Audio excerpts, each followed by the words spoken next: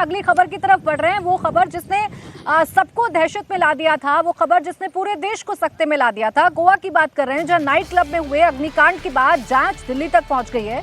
Goa police Delhi में मौजूद है। न सिर्फ दिल्ली बल्कि नोएडा तक पुलिस की नजर है। बर्च बाय रोमियो लेन नाम के रेस्टोरेंट की चेन कितनी लंबी है ये आपको बताएंगे। गोवा में द बर्निंग क्लब के बाद सिस्टम की आंख खुली है। एक एक अपडेट आपको देंगे, लेकिन उससे पहले आपको बताते हैं एक बड़ी बात। गोवा अग्निकांड के अगले दिन ही बर्च क्लब के दोनों मालिक देश छोड़कर फरार हो गए हैं। सौरभ और गौरव लूथरा इंडिगो के विमान से थाईलैंड भाग गए हैं। 7 दिसंबर को ही सौरभ और गौरव दोनों सुबह 5:30 बजे की फ्लाइट से फुकेट भाग गए। दिलचस्प बात यह है कि दोनों इंडिगो के विमान से भागे। दिलचस्प बात यह भी है कि वो विमान अपने टाइम से उड़ा। सौरभ के दिल्ली के जीटीबी एनक्लेव वाले बंगले में कोई नहीं है। गोवा पुलिस अब इंटरपोल की मदद लेगी। शनिवार 6 दिसंबर की रात गोवा के बर्च क्लब में भीषण आग लगी। पूरे देश में हड़कंप मच गया। 25 लोग जिंदा जल गए। उसके अगले ही दिन बर्च बाय रोमियो लेन के दोनों मालिक सौरभ और गौरव देश छोड़कर भाग गए। वो इंडिगो फ्लाइट जोड़ नहीं पा रही थी, आम यात्रियों को परेशानी हो रही थी। उसी इंडिगो की फ्लाइट में सुबह बैठकर थाईलैंड चले गए हैं ये दोनों।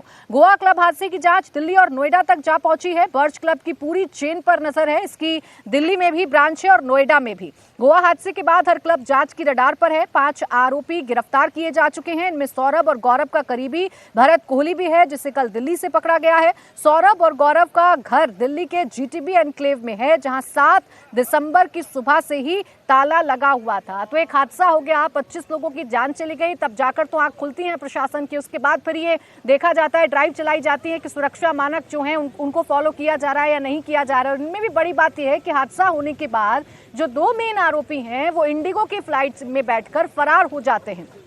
कमाल की बात तो देवेंद्र यही है ना कि इंडिगो ने जितना रुलाया है यात्रियों को, हमने देखा यात्री परेशान है, उनका अपना जरूरी काम छूट रहा है, किसी की शादी, किसी के पेपर छूट रहे हैं, लेकिन आरोपी है वो इसी इंडिगो का सहारा लेकर बड़ी आसानी से उड़ जा रहा है और दूसरे देश में पहुंच जा रहा है। और पता नहीं ये संयोग है या उनका उस लेवल पे कोई मैनेजमेंट नहीं किया। ऐसे बड़े पूंजीपति जो होते हैं उनको तो नेक्सस होते ही होते हैं ना, और उस हिसाब से जैसे उसको पता चला उन दोनों की दोनों फरारी।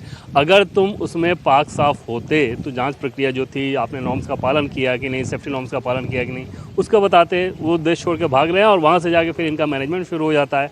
तो इसमें निश्चित तौर पर देखना होगा कि कितनी सख्ती बरती जा रही है, क्योंकि एक बड़ा चेन है इनके पास, और चेन के ऊपर जब कार्रवाई होगी तो आज नहीं तो कल उनको फिर वापस आना ही होगा। और अच्छी बात यह है कि गोवा पुलिस ने इंटरपोल की मदद ले ली है, तो शायद उसके ज़्यादा क्लू मिले कि फुकेट में ही है या फिर वहाँ से कहीं गया है वो। लेकिन जब ऐसे हादसे सामने आते हैं अवधेश जी, तो एक बड़ा सवाल यही खड़ा होता है कि कंज्यूमर्स के लिए क्या सुरक्षा गाइडलाइंस हैं। ऐसे बड़े बड़े क्लब्स चल रहे हैं, वहां पर आप क्या ड्राइव चलाते हैं, आप चेक करते हैं कि नहीं करते हैं, परमिशन मिलती है कि नहीं मिलती है। ये तभी क्यों देखा जाता है जब हादसा होता है और 25 लोग अपनी जान गंवा देते हैं और 14 उसमें उस क्लब के कर्मचारी हैं। आश्चर्य का विषय है कि केवल बाहरी नहीं, 14 क्लब के कर्मचारी हैं। तो इसका तो यही हुआ ना कि टके शेर भाजी टके शेर खाजा। मतलब यहाँ कोई कानून व्यवस्था नहीं है। जिसके पास पैसे हैं वो नगर निगम से, पुलिस से सारे सर्टिफिकेट, सिक्योरिटी का, फायर का, सब फायर ब्रिगेड से सब लेके आ सकता है। बार बार प्रमाणित हो रहा है। और गोवा में समझिए ये सीजन होता है, इस समय भारी संख्या में लोग आते हैं, जो करीब 2-2.25 करोड़ लोग गोवा में आते हैं। उसका माना जाता है कि 70-75% इसी सीजन में आते हैं। और ऐसे सीजन में घटना हुई है तो पर्यटन पर भी धक्का है, देश पर भी धक्का है।